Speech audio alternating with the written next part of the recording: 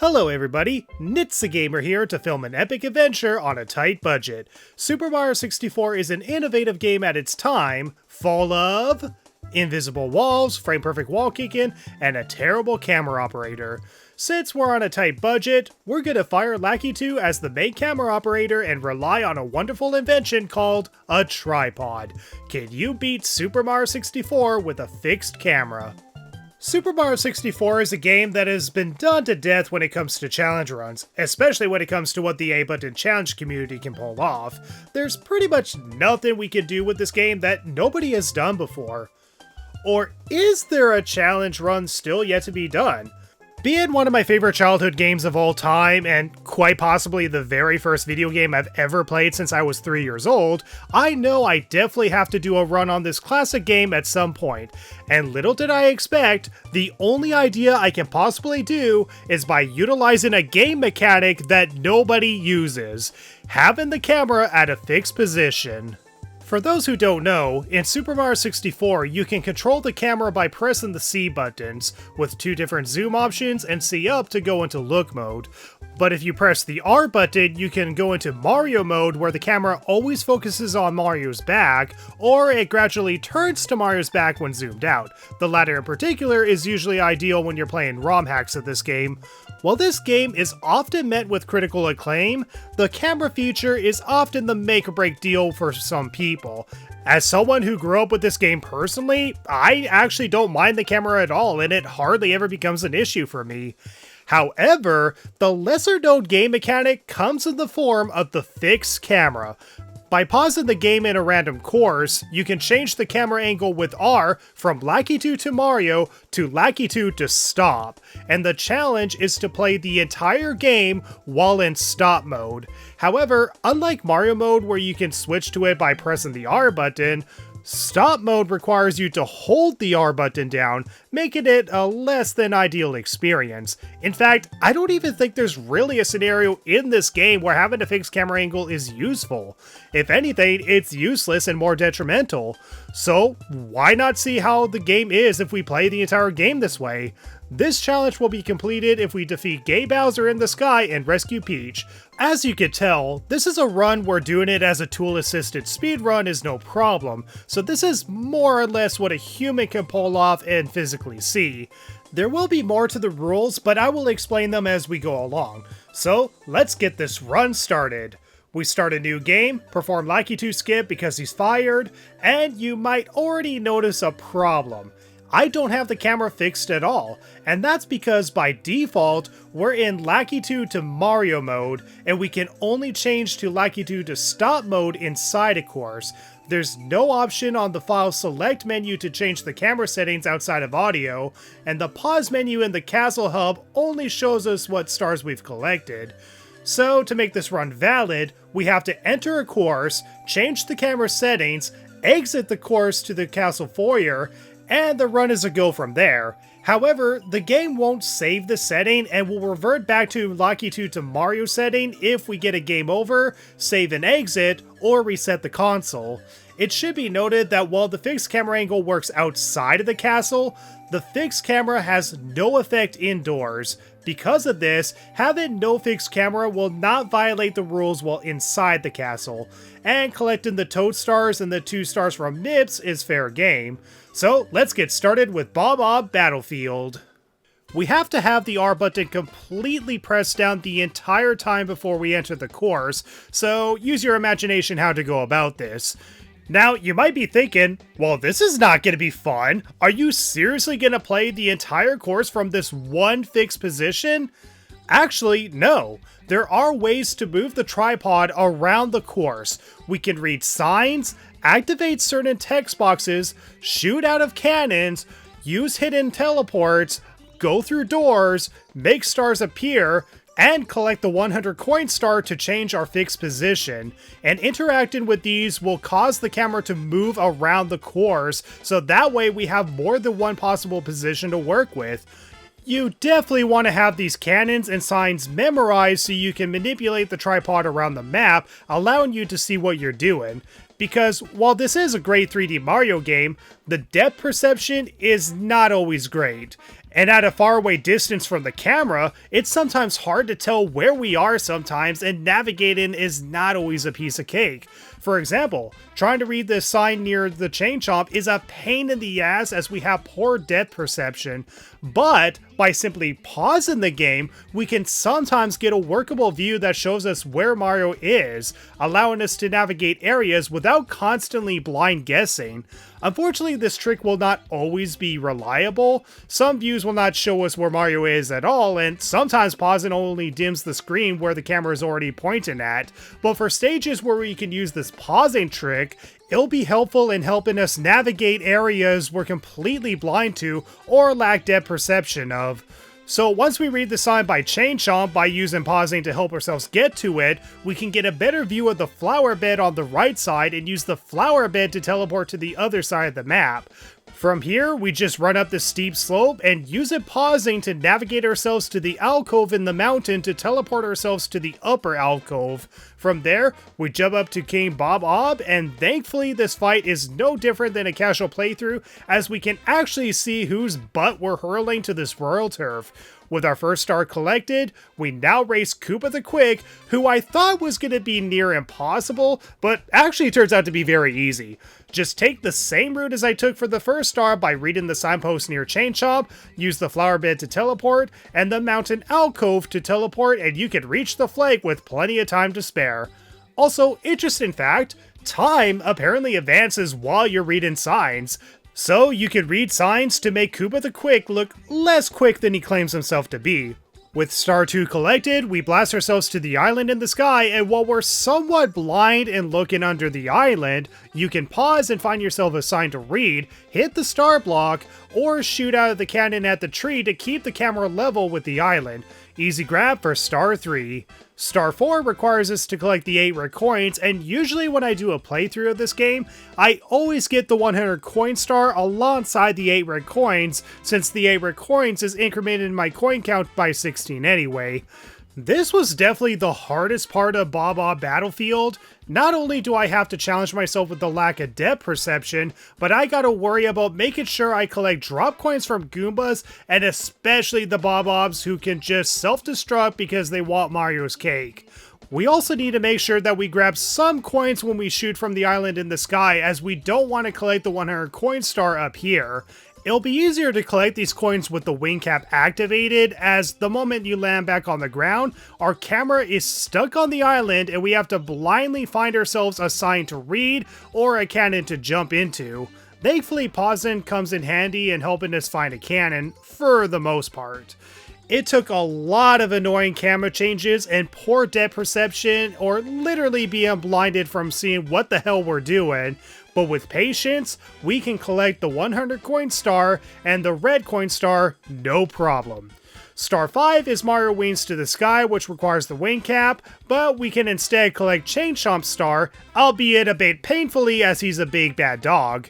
With 1 star left uncollected for now, we go to the Princess's Secret Slide and, well, both stars are going to be a no-go. While sure, I have the layout of this slide memorized by memory, I have no way of navigating it blindly without being able to see when and where to turn. The only camera positions I can work with is the one at the start of the level and by reading the sign, but no matter how far down the slide I go, the upper area doesn't unload, nor does the camera clip through the floor so I can see what I'm doing.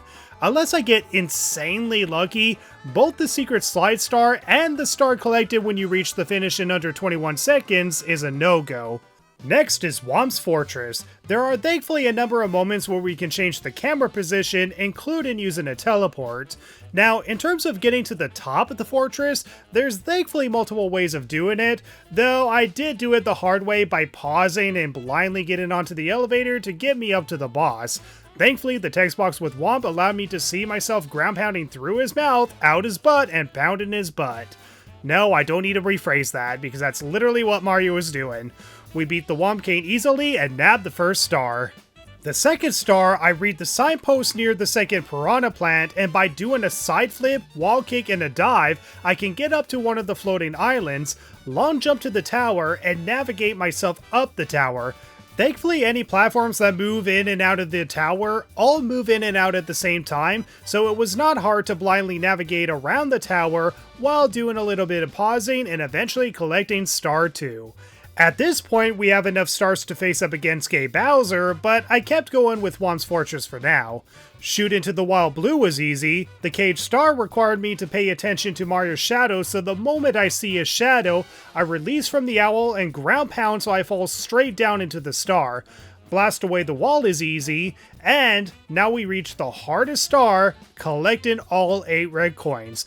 Though honestly, collecting 7 of them is not so bad. I got the 100 coin star no problem, but the one red coin that gave me the most trouble was one of the island red coins, as I had no good angle to view this platform, and failing to land on it properly resulted in me falling to my death. And trying to land on it with the owl was hard due to the severe lack of depth perception.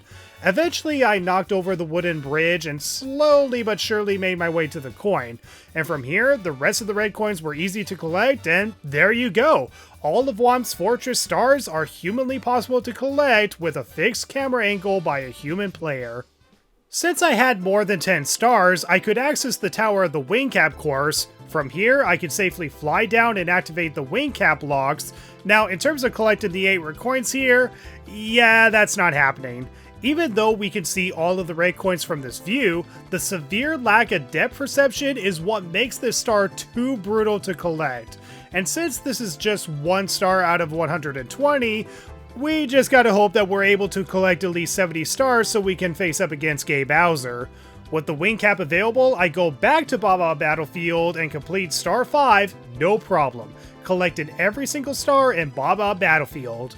Next, I do Cool Mountain, and stars 1 and 3, right away I can confirm are a no-go. While we can jump into the chimney no problem, the camera angle we get at the start or from reading the sign does not give us a good view of the slide, and while we could use the penguin to give us a different camera angle potentially, that penguin will not spawn in unless we collect star 1, even if we select a later star we already completed.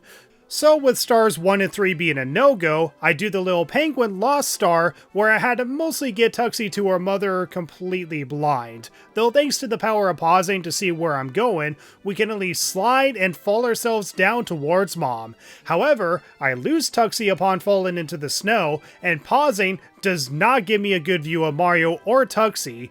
But thankfully, initiating a conversation with Mom allowed me to change the camera position so I can pick up Tuxie and give her back to Mama. Upon the star spawning, I of course do Super Mario 64 tradition by dropping a baby penguin off the ledge in front of her mother before collecting the star. Now, there's no way in heck I'm collecting the 100 coin star, as I definitely need to collect some coins off of the slide to make that star doable. But I did go out of my way to collect the 8 red coins, most of which I had to do blindly, making use of any signs or teleport to give me a decent angle to work with. While challenging and required 100 pauses, I managed to collect all 8 red coins, completing that star. Now, usually to complete the Snowman's Lost Head, you'd select Star 5 from the Star Select menu. However, despite completing the 8 red coin star, which is Star 4, we cannot select Star 5 till we collect both Stars 1 and 3, so Star 5 is inaccessible. So other than the 100 coin star and the 2 slide stars, we got the wall kicks will work, and let me just say, I could not get this star to work for me. While I could get down there by jumping on a spin drift and flying down there, which took about 3 tries, no thanks to me hitting an invisible wall that happens to be around here. But even if I get down here, I have no way of seeing what I'm doing or being able to do a perfect wall kick to get up to the star. There is a sign down here to potentially give me a better camera angle, however, it's not in view while pausing, and it's too close to the edge, making falling off too likely. So while this star might be possible by a human player, you gotta have really good precision with your wall kicks, which is hard to do when you can't see what you're doing, and it's already hard enough doing it as is when you're playing the game intentionally. So in total, I could only collect 2 stars in Cool Mountain, which is not good, but better than nothing. Next, we complete the Secret Aquarium star, no problem.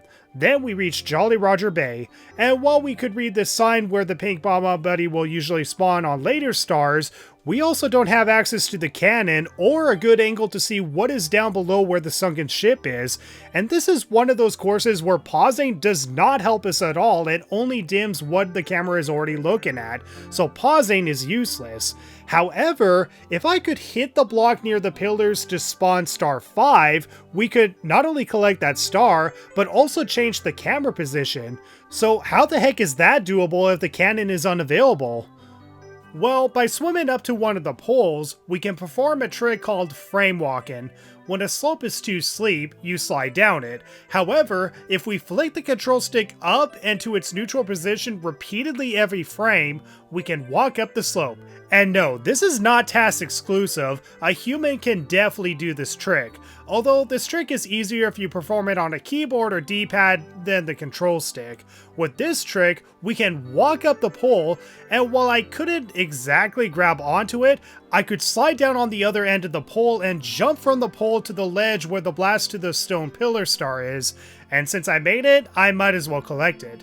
Now as for collecting the first star, we perform the same trick again, break the block with the star in it, and doing so will give ourselves a better position to see the entrance to inside the sunken ship.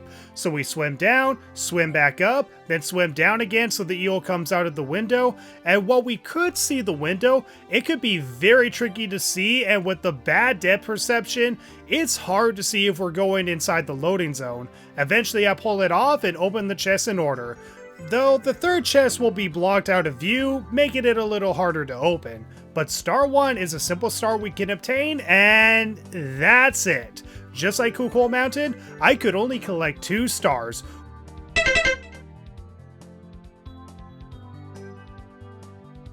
Seeing how the rest relies on being the daredevil, we move on to Bowser in the Dark World. Now, there's only 4 possible camera positions to work with. The camera position at the start, the camera position of the signpost at the very end of the level where the warp pipe is, collecting the last red coin, and collecting the 8 red coin star. Now, the 8 red coin star is just one of many optional stars to get, but reaching Gay Bowser is mandatory, so I focus on just getting to Gay Bowser. And let me tell you, this course was quite a challenge to navigate since we are going on higher platforms and are viewing where Mario is from down below. Because of this, we have to rely on pausing. So navigating this course required me to pause pretty much every 2 seconds after moving. The easiest way to get through this course was to long jump my way to the mushroom platform, slowly but surely make my way across the tight bridge, kick the Goomba, and use the seesaw platforms to get to the upper ledge and long jump to the switch to activate the stairs. It took a few deaths to pull this off as I refused to do this run with save states. Despite the not so ideal camera position, we defeat Gay Bowser easily and grab the basement key. Before accessing any other levels, I made it a priority to unlock the Vanish cap block first. Once inside the course, I can collect the red coins down the slide no problem, but the rest of the level? Yeah, this is a no-go. Pausing doesn't help at all, and both the Vanish cap switch and the red coins require me to navigate platforms completely blocked from view by a wall. Yeah, there's no way this is possible for a human. Moving on, we do Bigmouth's Haunt next, and to give you the short version, this course is mostly unaffected by the fixed camera position for almost every single star. This is due to the fact that there's a lot of doors in this course and the game forces the camera to certain positions. The only challenge was getting to the 2 boos in the back room by getting to the back room blindly from the outside without the Vanish cap and blindly getting myself back to the entrance doors, which I had to do twice for star 1 and the 100 coin star. The books in the library are out of view by the camera position, but a simple wall kick to the balcony skips the need to go through the library anyway. So I managed to collect every single star, except for star 6, which requires the Vanish cap to enter. If we had the cap, we could collect the star, but since we have no means of activating the switch, we skipped star 6. And for those who are wondering, no, I am not unlocking Luigi at the El is Real fountain because unlike the DS version, Mario is superior to play as. We collect Mips's first star and the basement Toad star and do Hazy Maze Cave. Now going to the right is a no-go as we are navigating the hallway blindly with endless pits we can easily fall into. But by reading the sign here, we can easily get a view of the door on our left. Now, the swim into the Beast Cavern Star is doable, but we can see one of the problems we will be facing in a couple of courses in this run. By taking the elevator down to where Dory is, pretty much half of the room is not shown and is blocked by a black void. If Mario crosses this void, he becomes invisible too. So I had to wait for Dory to come to us and use him to get us to the first star. Next, we read the side to get a specific camera angle that allows us to see the switch in the water for one of the stars. Using another trick, we can ground pound where the switch is, and we can actually activate the switch without using the metal cap. Now, we only did this to change our camera position so we can still not get a good angle of the doors leading to the metal cap course, but after some trial and error, I managed to use Dory to get me to the cavern of the metal cap. I read the sign at the end of the hallway, and once I got a workable view, this is the moment where blind spots and the lack of depth perception really shines in this challenge run, and annoyingly so. Thankfully, falling into the water is not too bad as long as we don't let the water carry us to the end, but man, was getting this switch annoying since I had no clue where I was and if my jump would make it. After several failed tries, I managed to activate the middle cap switch, and since I was here, I get the remaining red coins in the water, which was doable, but freaking annoying as hell as I was doing it with my view completely obstructed. Next, I get the amazing emergency exit star, which didn't require me to go through a maze or take the emergency exit, as I just wall kick up the platform with the block and launch up my way to the star. Watch for rolling rocks was easy, as I just had to build up negative speed for 12 hours straight and travel through parallel universes to get myself the star. Now, as for the other stars, well, I can't get a good enough view with the red coins, and pausing sadly does not help. If I could get to the room from the entrance, I could maybe have a better camera position, but I'm not counting on it. And Star 4 is probably doable since we could enter the emergency exit backwards, but I gave up after 2 failed attempts. And the middle Mario can move, well, even though I got the switch to work before, I couldn't get a workable camera position again no matter how much I read the sign off the closed text box. I don't know what caused me to get it right the first time for the metal cap course, but if I could repeat that again, then Star 3 is definitely possible. But I moved on to Shifting Sandland. Star 2 is easy to get, Stars 3, 4, and 6 inside the pyramid is all possible, though we do have to start from the top of the pyramid to make all the stars easy to get, and it's the only workable camera angle for every star. One of the secrets is out of view, but possible to get, and the iRock battle is simple despite the fixed camera angle. I gave up on collecting the 8 red coins since the depth perception to fly for 4 coins in the sky have been problematic to get, and therefore I left the 100 coin star behind too. So I finished this course after collecting the first star from Klepto. Next I proceeded on to Bowser in the Fire Sea. Or at least try to. However, you have to collect the first star from Dire Docks to move the loading zone further down the hallway, and no, collected any other star in this course does not count. It is mandatory to complete Board Bowser's sub. So I go swimming down, and once I swim into the tunnel, you can see and start to question if the fixed camera mechanic was really a good idea to have in this game, as you can see the previous map unload and the next map load in. However, remember that black void problem we were facing in the underground of the Hazy Maze Cave? Well, we have the same problem here, except almost the entire submarine is invisible to us, and without us seeing where we are going, we might as well be playing with no eyes. And pausing only dims the screen, so pausing can't save us here. So what can we do? Well, thankfully on the right side there is a sign we can read, and while we can't see the sign, we can see a fire spitter here, so we just gotta not be in the water and kick around the area till we read the sign. And there are coins nearby to give us an idea of how far away we are from the sign. And not gonna lie, this was the worst part of the entire run, as I was literally blinded from seeing Mario, and I was kicking away on the spot with no clue if I was close to the sign or moving away from it. But after 11 minutes of trial and error, we did it! We read the sign and now can see everything in this room. Well, for the most part. The depth perception and the switch boxes were difficult to walk on, So I just board the sub from the rear end and collect the only mandatory star in a casual playthrough of Super Mario 64. Before facing Game Bowser again, I decided to at least open up the chest in the first room and collect star 2. And honestly, I'm not confident in collecting the Manta Ray star, and I really don't want to do that trick again to view the second room, just so I could get the other stars here. So I left Dire Dogs with 2 stars. So now we jump into Bowser in the Fire Sea, and for those who have this course memorized, you know the problem starts when we take the elevator from the first floor up to the second floor. This course has three levels we have to navigate to get to Game Bowser's funnel, and since we can only see the first floor, floors 2 and 3 are 100% blind to us, at least without pausing. So the only way to navigate this course was to pause almost every second. I didn't even bother to try collecting the 8 red coins here and focused on just getting to Game Bowser. Without a doubt, the hardest part was on floor 3, trying to cross the rising and sinking platforms while amps and flamethrowers were trying to kill us. But with patience, pausing, and common sense, we could get through the poles and slide down Game Bowser's funnel to blow him up into another bomb and obtain the upstairs key. But before we continue on, if you're enjoying this video, be sure to give it a like, comment, and subscribe, and ding the bell for more It's a Gamer content. Now, back to the challenge.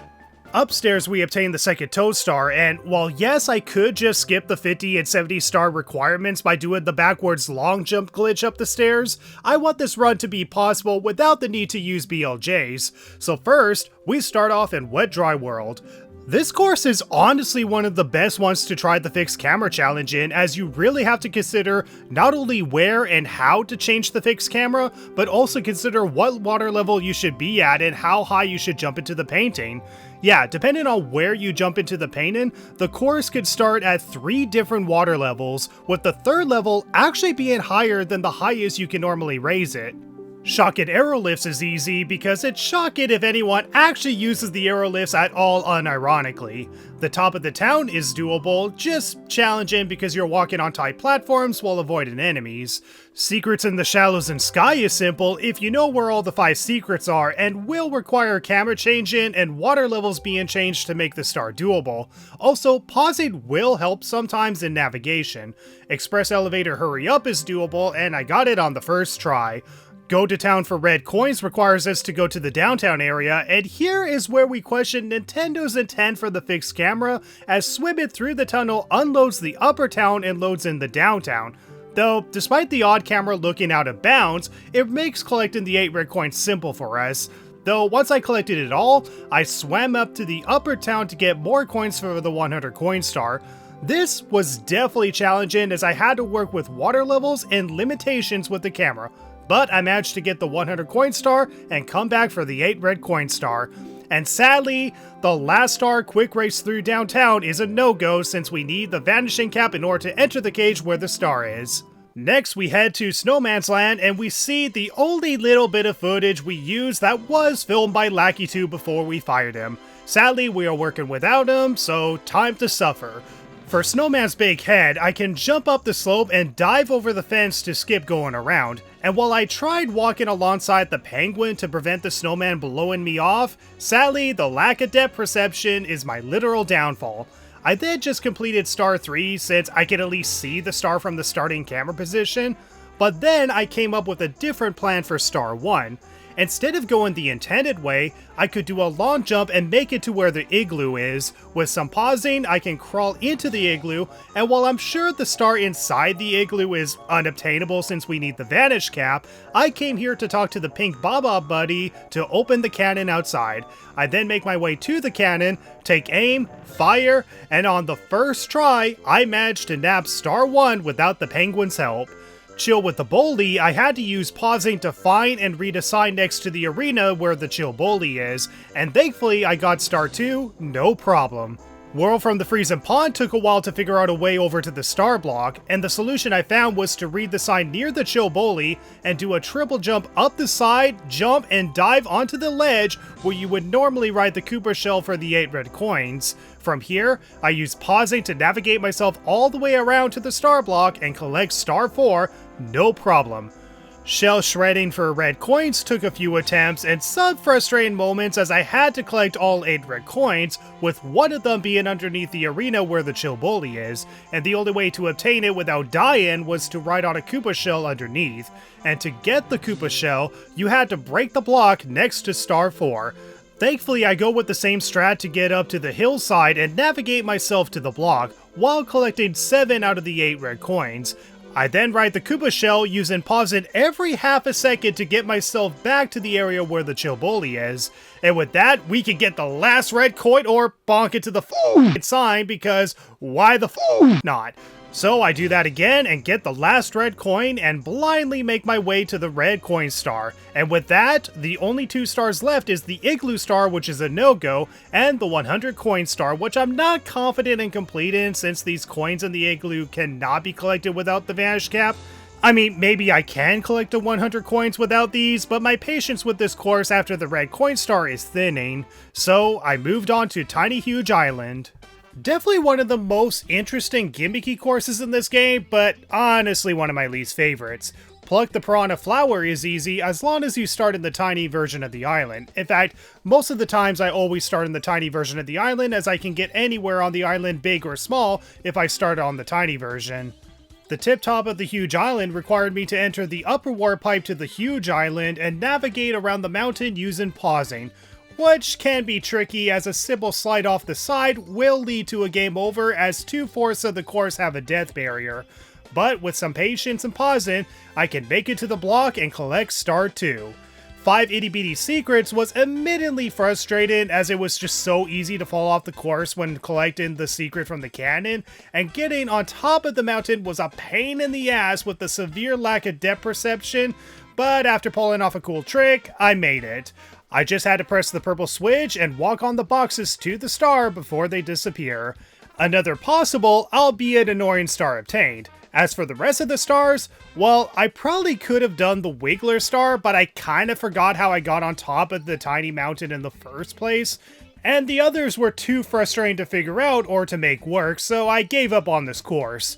Tall Mountain is honestly one that relies on too much pausing for my liking, and even then, pausing can't always be relied on, as I can't see any of the geometry where the red coins are, and trying to jump down to the stars skipping the slide seemed difficult to pull off. Honestly, the only star that I sanely got was jumping on a Shy Guy from above and twirling my way to the Lonely Mushroom star.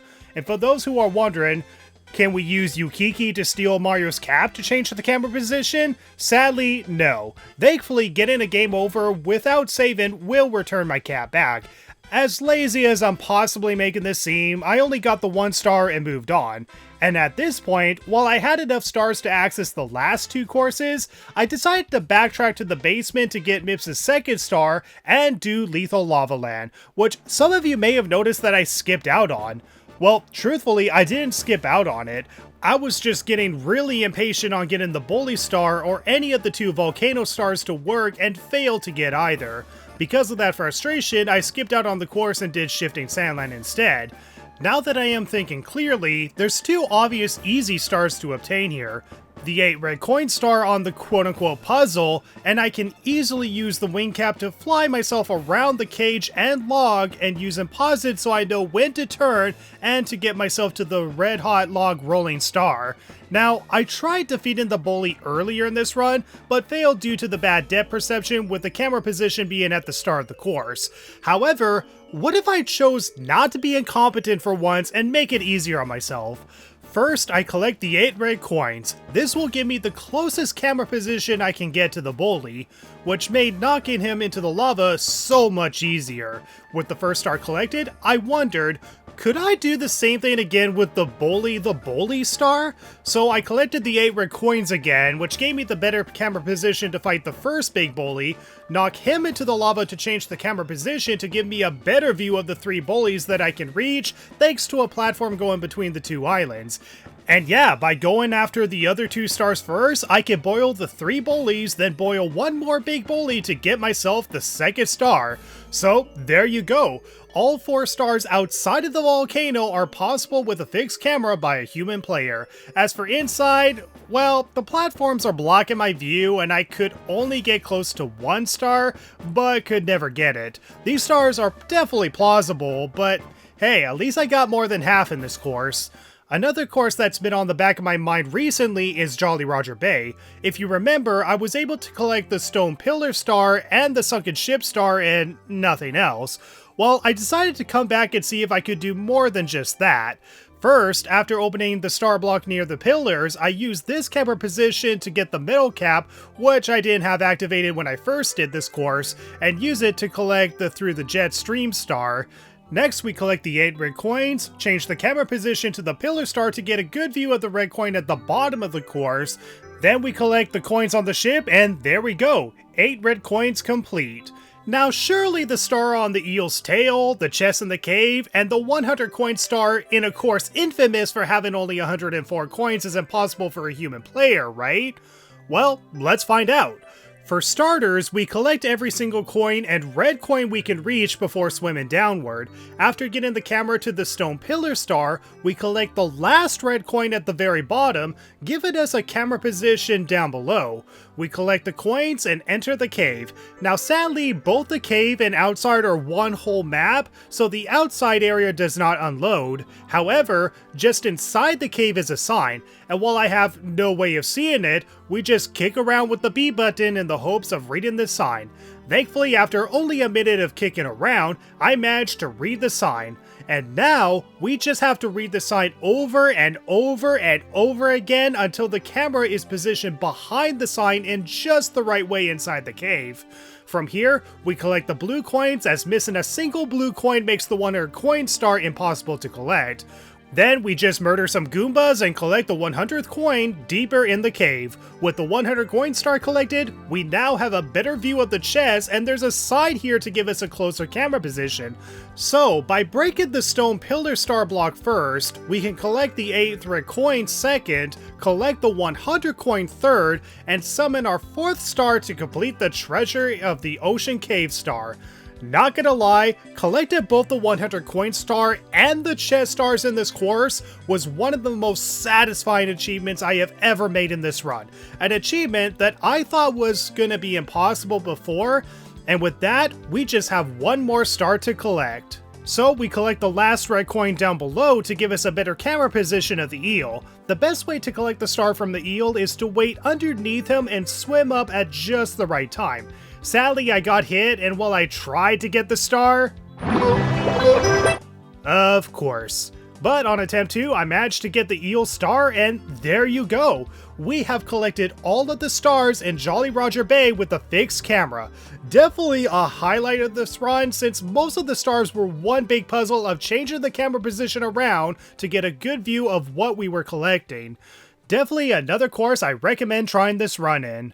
With only 6 stars left to collect, we collect the 3rd Toad Star secret and do Tick-Tock Clock. Definitely an infamous level for its tricky platforming and annoying invisible walls. Without a doubt, the easiest star to collect is the time stop for red coins, and I mostly play the game normally to collect the get a hand and roll into the cage stars. And the pin and the pendulum star, I did a wall kick from just above the roll into the cage star, and with careful walking, as pausing sadly only dims the screen, I collected the star, no problem. The remaining 2 stars, however, while I'm sure I could collect at least the time jumps on moving bar star with enough patience, the problem with this course is that the further you are away from the camera, the harder it is to see because of the fog effect. On top of poor depth perception, we have a visual limitation. If there is anyone who can collect the stomp on the Whomp star at the very top, or even get the 100 coin stars with a fixed camera without save state in, I would love to see that. But since I have 69 stars, nice, I wanted to see if I can at least get one more star from the final course, Rainbow Ride. Now the secret course, Wing Mario over the rainbow, yeah, this star's not happening. While we could change the camera positions thanks to 2 different cannons, this is going to be a hard course to navigate, and falling to the bottom will spawn us outside of the castle, making retry super annoying. So I just went with the Rainbow Ride course, unconfident I'd be able to collect a star, but thankfully the star and camera position is just a little above the spinning platforms, and with pausing I can make the red coins amass in the maze possible. I tried seeing if I could get close to the swinging in the breeze or the tricky triangle star, and while definitely possible, the platforms are blocked from view, and pausing does kind of help, but not really, as missing platforms is too likely to happen. I then attempt to do the big house in the sky star, expected this to be a no-go since there's a flamethrower inside that can make me fall off the carpet. However, once I reach inside the house, despite keeping that R button taped down, the game cheats the run for me as the camera position changes inside the house and changes again when leaving it. The last platform was blocked out of view for me, but thankfully pausing helped as I got back onto the carpet, got another camera position change inside the house, and one more camera position change at the rooftop. So this star was an easy grab. I tried going for the ship star, but with the bad depth perception, tight platforms, and a carpet that expired before I could even make a full circle around the spinning platform, I gave up on the star. But since I have 71 stars, that's more than enough to beat this game. We go up the stairs and reach Bowser in the sky, and if you thought navigating Bowser in the Fire Sea was hard because we had to pause every second, oh boy, this course provided a bigger challenge to navigate, and it's extremely frustrating when you fail after making great progress. Once again, I'm not bothering with the red coins and focus on just getting to Gay Bowser. But geez, this course was more infuriating to navigate than it needed to be. Because of that, I will admit I do later use save states to get through this course. Yeah, I know, it's cheating, but trust me, this is not an easy course to complete with a fixed camera. The first hardest part is getting to the other side of the first spinning platform. The second hardest part is getting past the pole where the mystery Goomba should have spawned but doesn't, as I have no good way of knowing if I got the right angle to grab onto the pole. It was at this moment that I knew that save states were necessary. And the third hardest part was getting past the 2 rotating platforms, which required some pausing to get past. Thankfully, some platforms are easy to navigate since Mario's shadow can be seen from underneath some of the platforms you're on. Not most, but some. Eventually, I get past the gust of wind, and here is the most annoying part. Trying to blindly find my way to the warp pipe as it is always off screen when I pause. Thankfully, I got into the warp pipe no problem, and here is where I will only save state at the start of the Gay Bowser fight instead of during, as I want to defeat the Gay Koopa in one shot with a fixed camera. And hoo boy, if it wasn't evident by the platforms breaking apart, the rainbow color on Gay Bowser, and the badass organ music playing in the background, Gay Bowser is done f***ing around and wants to make sure we never get some heterosexual cake.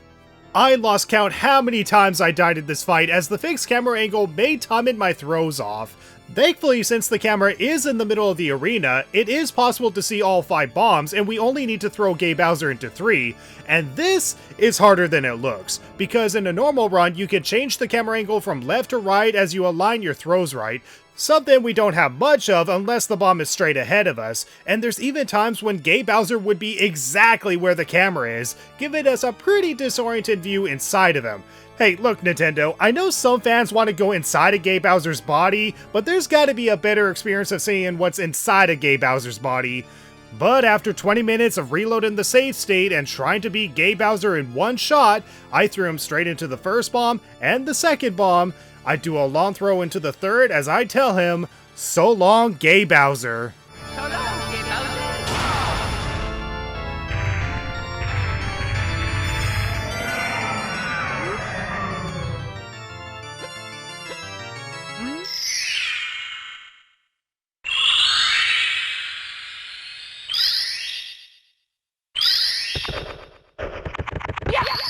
With the princess saved, she gives her clearly platonic kiss, a toad who forgot to animate, the credits roll, and Mario gets his not-so-gay cake. And there you go, you can beat Super Mario 64 with a fixed camera. Not gonna lie, despite some tedious moments, this was a really fun challenge to play. I had to combine both my knowledge of the game while utilizing camera position change opportunities, making it a unique puzzle. I definitely recommend trying this run out for yourself if you are a big veteran player of Super Mario 64. For a game that's been played and dissected to death, this was a really nice way to replay one of my favorite childhood games of all time.